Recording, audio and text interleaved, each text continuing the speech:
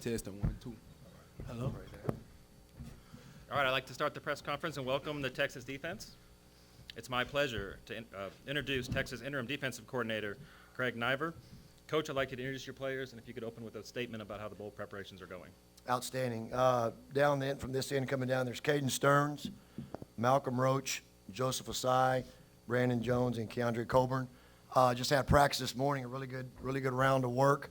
Had some good work done in Austin before we came down and putting the finishing touches on the game plan. Guys run around, excited about what we're doing this morning, and excited for the activities these guys get to do in part of the bowl game and earning this reward for their season.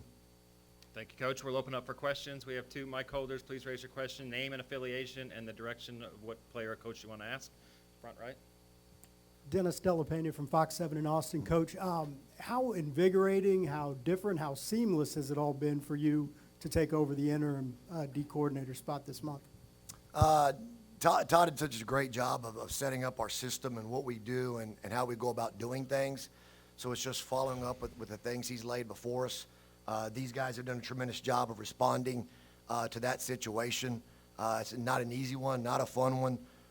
You lose a family member, and we all understand that we were a part of that. It wasn't just Todd Orlando. We had a gigantic hand in everything, and you can build a million excuses and reasons why. We've got to accept that what is what it is, and respond the right way and go forward from that. So the staff that's with us now and these guys have made it really easy.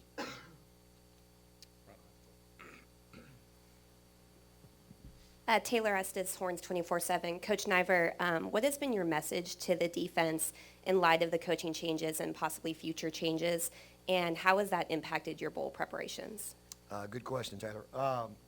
As I just mentioned, the night that everything happened, we had a defensive team meeting, and as I just said, you lose family members. Other coaches on this staff were loved by the players, and it's tough. And like I said, you take ownership and why it happened and move from there. And then the biggest part of kind of the message is we as coaches are now faced with a ton of adversity as far as, what are the future changes, what happens. And we'd be complete fakes and phonies to sit there in front of these young men and lecture them on being mentally tough, responding to situations, fighting through things like this, and just kind of mailing it in and not having a great demeanor in how you go about doing things. So I think that's really, really important as far as that goes. The message has been exactly what Coach Orlando would have said. Let's bust our tail. Let's work hard. We got a tremendous opportunity.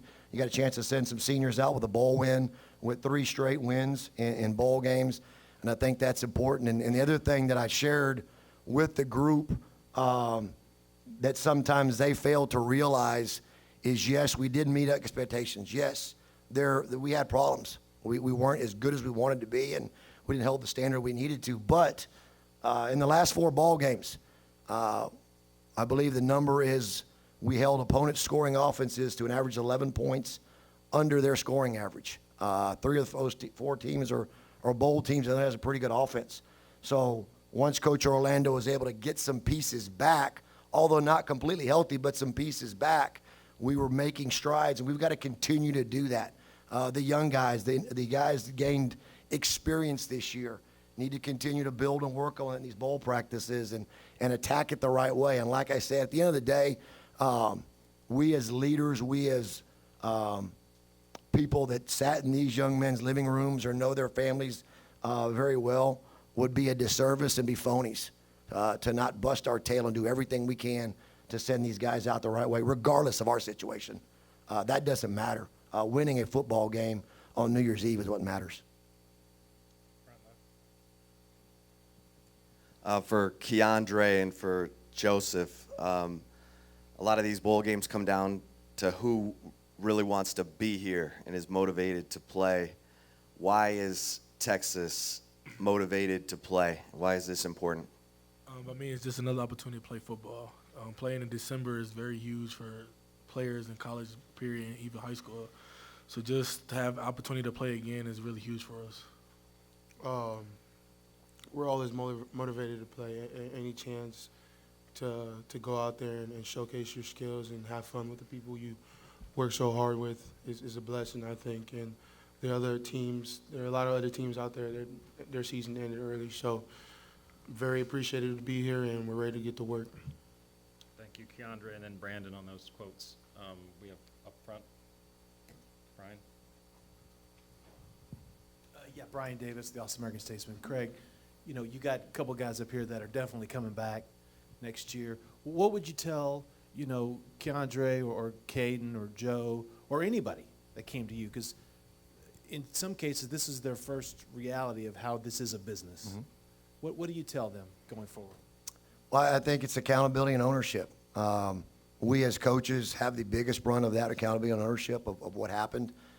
There are very high standards in what we do, and it's life lessons. When you don't meet certain standards, there are results, there are consequences. There's positive and negative consequences. Holding the trophy up in the Sugar Bowl last year was a positive result. Not playing in the conference championship game and reaching some of the goals we wanted to is a consequence. It's part of that. It's part of life. One thing that I think that's important in all of this, not just winning and losing football games, but learning life lessons. You're going to face adversity. Sometimes it's created by yourself. Sometimes it's not. But you've got to learn how to respond, and how you respond is 1,000 times more important than actually what happened to you. Joe Cook, Inside Texas. Brandon and Malcolm, y'all committed to the previous coach, played y'all's freshman seasons, and then this current staff came in. What were some of the first things that this current staff said to you in order to engage with y'all and get y'all rowing the boat for them? And now that this is y'all's last game for this staff, what are your thoughts looking back on that process when they came in? I think the biggest thing that we took from the coaching staff, obviously, they didn't recruit all of us, you know, and just how the situation was. I think we handled it the right way. I think the biggest thing that they brought to us, which kind of opened our eyes, was how close-knit, and when you're a close-knit team and when you really trust the process and just being a part of that whole culture shift really opened our eyes. I know personally, just being around the type of guys that have came in with me and the guys that came behind me, just how important that relationships are, and just being real all the times. Stuff doesn't always go your way, obviously, and sometimes you're not able to, you're not put in the situation that you want to be put in, but these coaches really strive to make us taught us a lot of stuff in football that also goes with stuff in the real world. And I think it's made me and a lot of other guys better men at the end of the day. Thank you, Brandon. You could restate the question, please? Just hold on, get the mic, please. Can you get the mic and direct it to whom you want? Brian, can you give him the mic? That's what happens when you don't direct it to one player at a time. Speak up, Joe. Malcolm, when the current staff didn't recruit you, you had to basically, when they got here, they kind of had to re-engage y'all. What was that process like? And then looking back on it, what are your reflection on playing for this staff, even though they didn't recruit you? You know, everything wasn't smooth sailing from the beginning, but you know, just like my parents always tell me, everything happened for a reason. So you know, one day, you know, you just got to look at yourself and say, you know, nothing's going to happen. You know, the old staff's not coming back, and you got to work with what you have. And before you know it, you just be around each other so long, you start, you know, having love for one another, and things just start clicking. And you know, we just realized that we just had to work, and we worked hard, and this staff pushed us. It's more than I've ever been pushed in my life. And just like Brandon said, they just didn't prepare us for football. They prepared us for life. With, you know, just things we did within practice and things we did within being accountable, being on time for things like that. So that was basically the biggest thing. You know, time was a big factor in that. You know, you just can't adjust overnight. But we learned that things weren't going to change, and we had to fall in love with it, and that's what we did. We gave this staff our heart. We opened up to them. We had a lot of good results from that, and you know, like I said, everything happened for a reason, so I can't complain at all. Back middle. Chris Tavares with KXAN News. Craig, this is for you. 2 questions for you. First one, you mentioned the last 4 games of the regular season once you guys started getting some guys back. A lot of those guys were in the secondary where you're coaching. What were the strides that you saw made? How important was it to get those bodies back, and how important was the health of this defense to having success? And then also, you're a Taylor guy. You talked about growing up going to Texas baseball games and being a UT fan. I know this isn't the way you wanted to be in this position, but what does it mean to you personally to be in such an elevated role as defensive coordinator of the University of Texas, a school that you grew up loving? Sure. I'll answer your second question first, or second statement there is, I'm blessed every day I get to wake up and represent this state and this university. So, yeah, things don't always go the way you want them to, but there's also been a lot of positives in our tenure here and things like that. So excited about that. Excited to be with these guys this morning and all that good stuff like that. So, you know, that's a positive. Going back to the injury part of it, you know, we can give a million different excuses of what and why things happened this year. When you take the final look at what led to everything, Coach Orlando had a really tough task every week of going through the injury report and who's playing this week, who's healthy, who's not, who can do this, who can do that.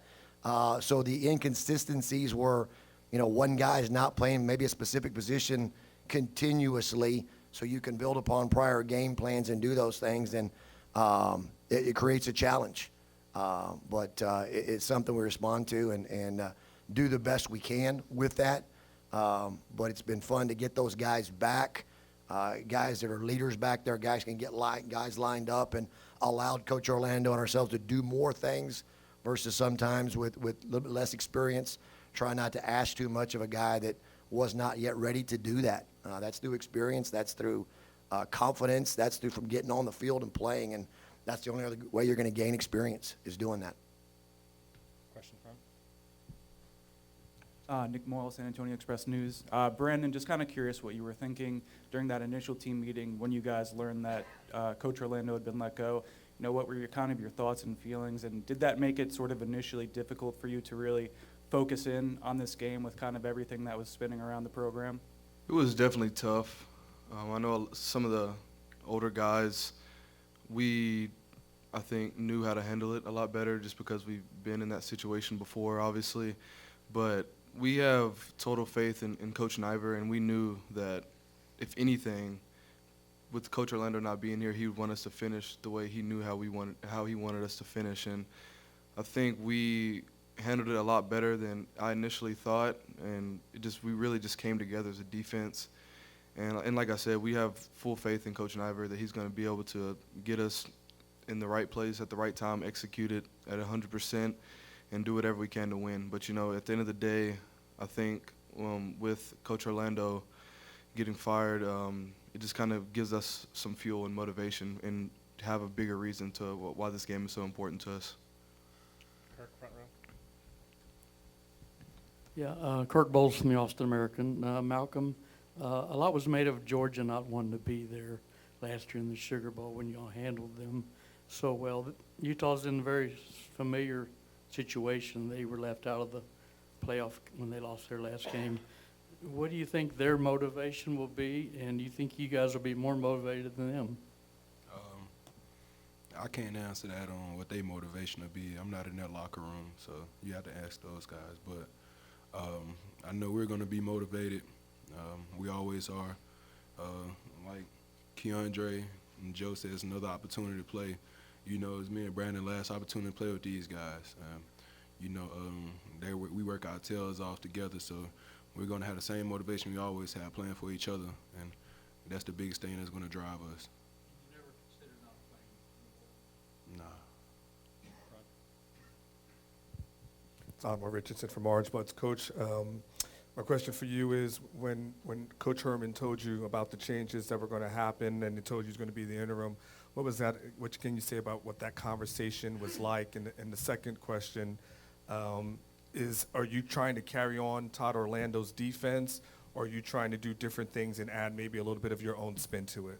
Sure. The initial response was anger and disgust in myself for things that I could have done better to help Coach Orlando and still be here. He's one of the premier defensive coordinators in the country, and that hasn't changed just because he didn't have this job. I consider him a very, very close friend, but he's a damn good ball coach. And he has a great system in place, and we would be foolish as ever to try to reinvent the wheel and try to create something different than what we're doing. As every game plan has, you do specific things for that opponent, but we have a system in place. It's a great system, and we're going to execute it to the best of our ability.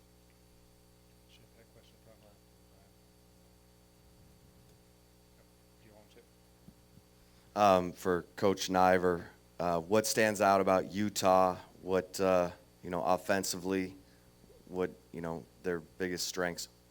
Yeah, any Utah team you've ever seen play, they're a physical, tough, oriented team. They do a tremendous job coaching their kids to be tough, and they get the right type of guys that do that. They're equally as good at running and throwing the ball. If you want to load the box up, the quarterback can do good things with it. If you want to just sit back there and try to keep people over the roof, they'll run the ball down your throat. They've got a lot of experience on offense at the skill positions especially. And they have bred upon the success they've had this year. So they present a task in a two-headed offense that's not just one-dimensional in what they do. Kalen Jones, The Athletic. This is for Joe. I know that you have expressed a lot of admiration for Todd Orlando. Mm-hmm. So for you, how difficult was, learning the news? It was tough, especially because I haven't been through anything like this. But like Niver said, it's hard when you lose a family member, and we had our differences, but it was all love at the end of the day. But we got to move on, and we have a great system in place.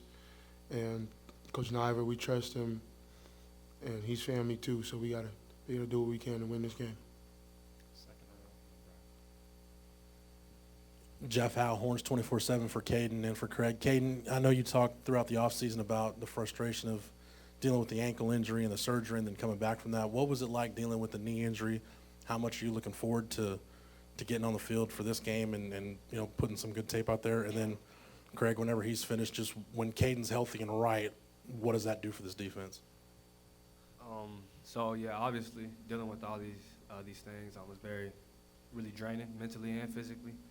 And just to get back on the field as much as I can, because I love playing with these guys next to me and for the dudes in the locker room.